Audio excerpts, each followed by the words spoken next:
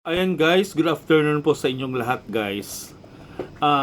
Guys, papakita ko lang sa inyo guys kasi meron tayong Good Samaritan.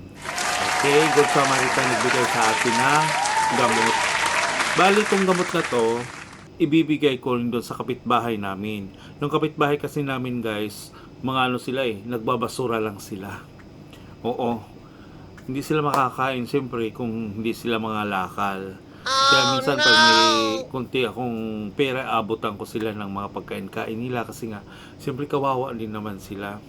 Kaya sinasabi ko nga, kung meron na sana magbigay sa akin ng kahit kunting barya lang, siyempre iipunin at ibibigay ko rin sa mga taong nangangailangan.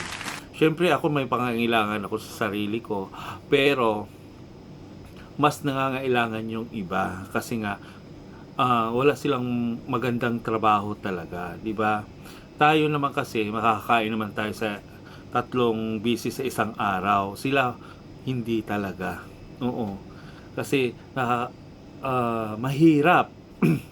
Mahirap yung mga ginagawa nila. Lalo ngayon tag-ulan. O, di ba? Pag nangalakal sila, wala silang makukuha. Kawawa naman sila talaga. Ngayon, may nagbigay sa atin ng gamot. Oo. Shout out pala sa nagbigay ng gamot. Hindi na natin siya pangalanan. Isa siyang taga Bulacan. Oo. Yung kaibigan naming isa taga Bulacan nagbigay ng gamot. So ito ibibigay ko to sa kanya, sa kapitbahay namin.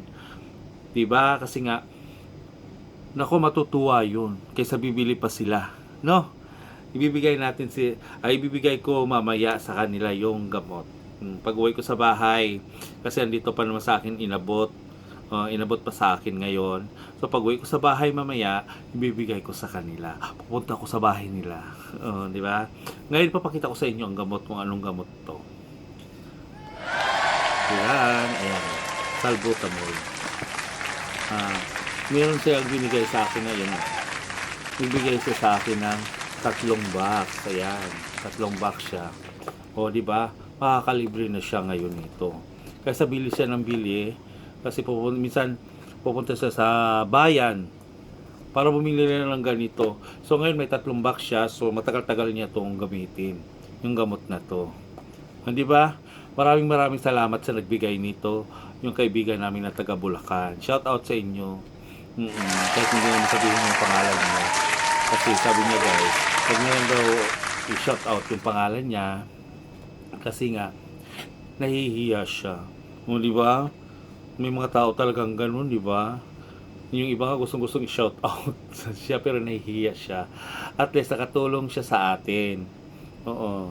Hindi siya kailangan hindi na natin kailangan sabihin pa yung pangalan niya kasi nga ayun niya. Okay? Maraming salamat sa inyo, madam.